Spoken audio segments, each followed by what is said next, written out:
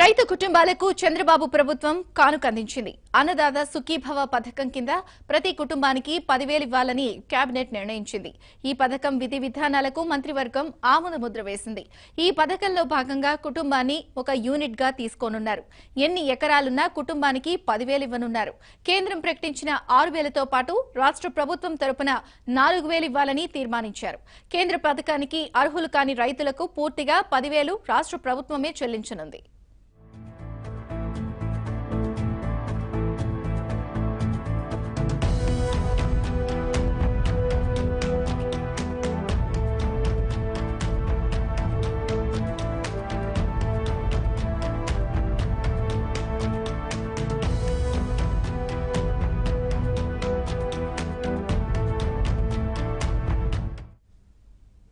రాష్ట్రంలోని 54 లక్షల మంది రైతులకు మాత్రమే కేంద్రం ఏడాదికి 6,000 రూపాయలు చెల్లిస్తుందని, తాము ప్రతి రైతు కుటుంబానికి కౌలు రైతులకు 10,000 రూపాయల చొప్పున ఇవ్వనున్నామని సోమిరెడ్డి తెలిపారు.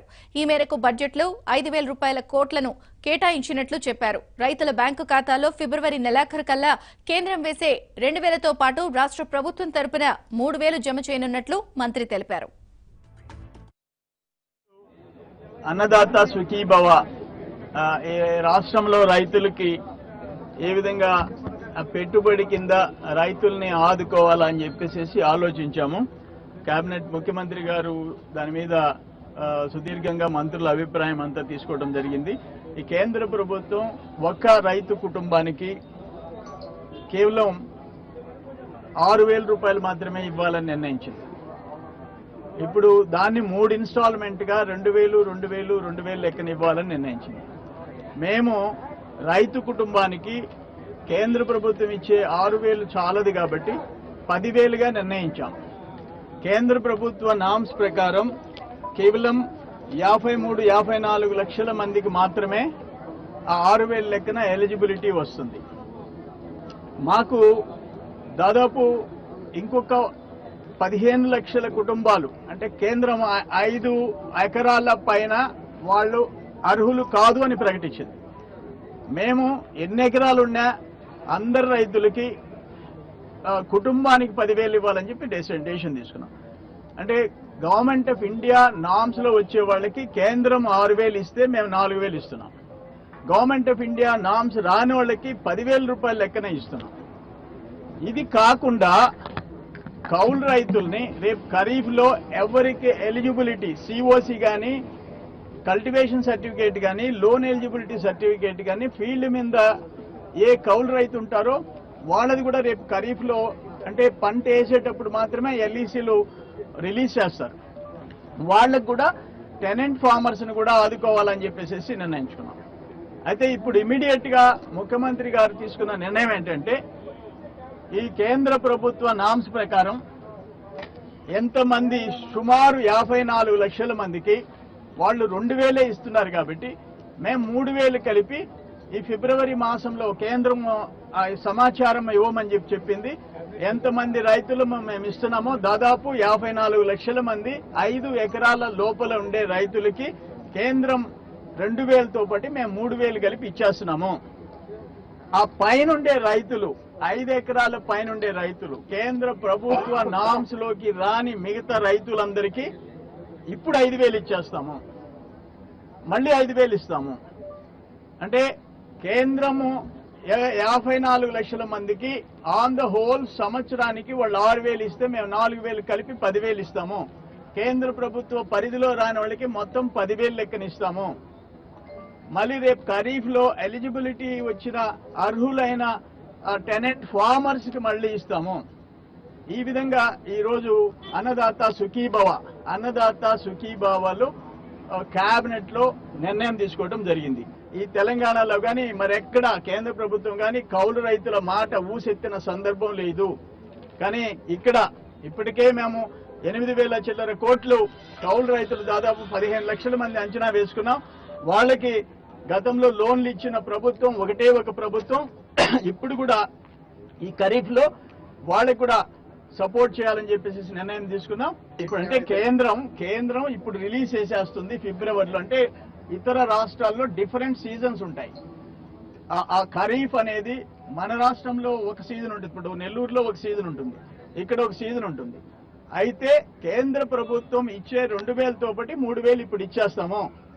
అయిపోయిన తర్వాత ఎంతమంది నమోదవుతారు, ఏ సంవత్సరంకి ఆ సంవత్సరం కౌలు రైతులు కొత్తగా నమోదవుతారు. ఆ నమోదైన ఎంతమందికో వాళ్ళకు కూడా సపోర్ట్ చేస్తాం. ఇప్పుడు ఇన్స్టాల్మెంట్ 4,000 కోట్లు, 4,000 కోట్లు, 8,000 కోట్లు రుణ విముక్తి కింద విడుదల చేయాలని చెప్పి నిర్ణయం తీసుకున్నాం. అది 8,000 కోట్లు ఈరోజు వాళ్ళకి ఆల్రెడీ ఆన్గోయింగ్ ప్రోగ్రామ్. అది కూడా రాకూడదని చెప్పి కొన్ని పార్టీలు, పత్రికలు ఇప్పటి నుంచే అబ్జెక్షన్ అని చెప్పి రాస్తున్నారు. బడ్జెట్ లో కేటాయింపులు ఆన్గోయింగ్ ప్రోగ్రామ్స్ కి, ఉన్న నడిచే ప్రోగ్రామ్ కి ఎక్కడ ఇలాంటి కోడ్ అడ్డం రాదు. కొత్త నిర్ణయాలు, కొత్త పాలసీ డెసిషన్స్, కొత్త శాంక్షన్స్ తీసుకుంటేనే తప్ప పాత ప్రోగ్రాములు కోడ్ రాకముందు ఏ నిర్ణయాలు తీసుకున్నామో వాటిని అమలు చేసేదానికి ఏ అడ్డంకి రాదు. నామినల్ కాబట్టి, కేంద్ర ప్రభుత్వం ఇచ్చే నామినల్ కాబట్టి మేము ఒక 5,000 చిల్లర కోట్లు అన్నదాత సుఖీభవలో రైతుల్ని ఆదుకోవాలని నిర్ణయం తీసుకున్నాం. 8,000 కోట్లు రుణ విముక్తి ఇస్తున్నాం. 8, 5, 13,000 చిల్లర కోట్లు రైతులకు ఇచ్చేదానికి ప్రభుత్వం సిద్ధంగా ఉంది.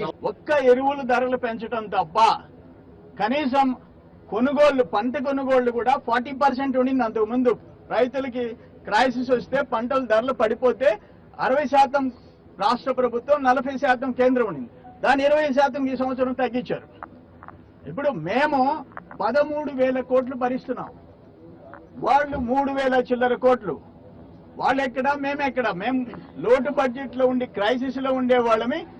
తెలంగాణ ప్రభుత్వం ₹1,00,000 డెట్ రిడెంప్షన్ ఇస్తే మేము ₹150,000 ఇస్తున్నాం. So nobody is comparable. ఇంకొకటి, తెలంగాణ ప్రభుత్వం కౌలు రైతులకు ₹1 ఇచ్చేదానికి లేదన్నది. తెలంగాణ సర్ప్లస్ బడ్జెట్ హైదరాబాద్ పెట్టుకుని మేము అన్ని ఇబ్బందుల్లో ఉండి మేము రైతులకి చాలా పెద్ద ఎత్తున ఉదారంగా ఆఖరికి ఇన్పుట్ సబ్సిడీలో ఎన్డీఆర్ఎఫ్ నామ్స్ ని మించి కేంద్ర ప్రభుత్వం ఏదైతే డిజాస్టర్ మేనేజ్మెంట్ ఉందో దానికి మించి ఫిక్స్ చేసి మేము ఇస్తున్నాం.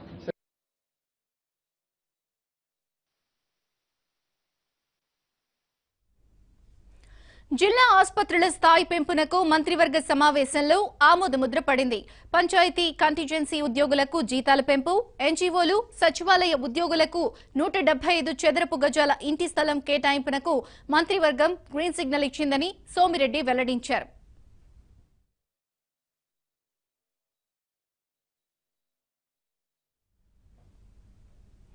ఏపీ కేబినెట్ డ్వాక్రా మహిళలకు స్మార్ట్ ఫోన్ అందించేందుకు ఆమోదం తెలిపినట్టు మంత్రి కాల్వ శ్రీనివాసులు తెలిపారు.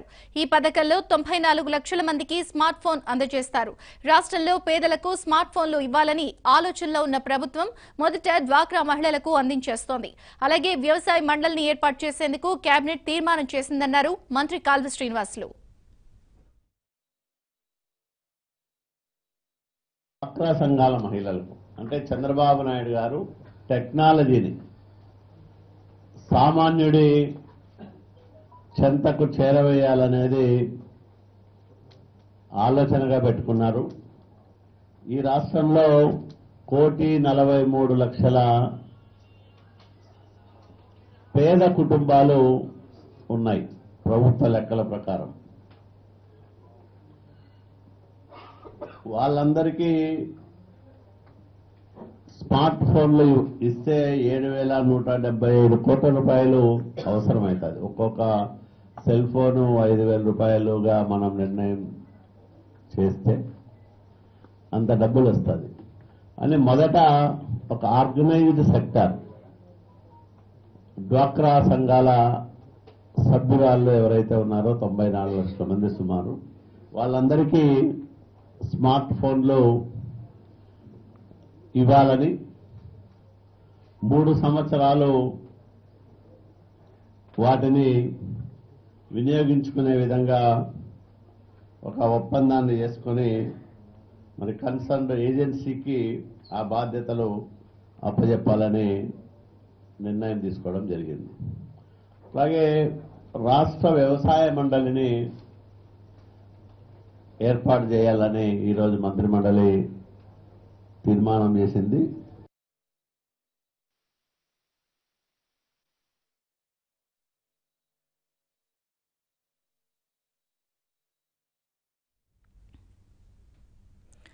ఇక ఏపీ ప్రభుత్వం ఉద్యోగులకు ఇళ్ల స్థలాలు ఐఆర్ ప్రకటించడంపై ఆనందం వ్యక్తం చేస్తున్నారు. రాష్ట్రం లోటు బడ్జెట్లో ఉన్న ప్రభుత్వ ఉద్యోగుల సంక్షేమం గురించి ఆలోచిస్తోందని చెప్పారు. సీఎం చంద్రబాబుకు తాము రుణపడి ఉంటామని అన్నారు. దీనిపై మరిన్ని వివరాలు మా ప్రతినిధి శ్రీనివాస్ అందిస్తారు. ఉద్యోగులకు అనేక వరాలు ప్రకటించినటువంటి ముఖ్యమంత్రి నేరుగా ఈరోజు సొంత ఇంటి కలను నిజం చేసే విధంగా రాజధానిలో ఎవరైతే పనిచేస్తున్నారో సచివాలయంతో పాటు హెచ్ఓడీలో పనిచేసే ఉద్యోగులకు సంబంధించి వాళ్ళందరికీ కూడా ల్యాండ్స్ ఇవ్వాలని, ఇళ్ల స్థలాలు ఇవ్వాలని ముఖ్యమంత్రి నిర్ణయం తీసుకున్నారు. మంత్రివర్గంలో దానికి ఆమోదం కూడా లభించింది. అయితే ప్రస్తుతం సచివాలయ ఉద్యోగులందరూ కూడా ఉన్నారు.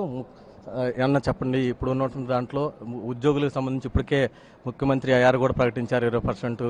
మీకు ఉద్యోగులు ఏ సమస్య అడిగినా వెంటనే ముఖ్యమంత్రి తీస్తున్నారు. ఈరోజు కేబినెట్లో కూడా మీకు ఇళ్ల స్థలాల నిర్ణయం తీసుకున్నారు. ముఖ్యంగా ఈ సందర్భంగా మేము రాష్ట్ర ముఖ్యమంత్రి గౌరవ నారా చంద్రబాబు నాయుడు గారికి సచివాలయ సంఘం తరపున మా హృదయపూర్వక అభినందనలు తెలియజేసుకుంటున్నాం.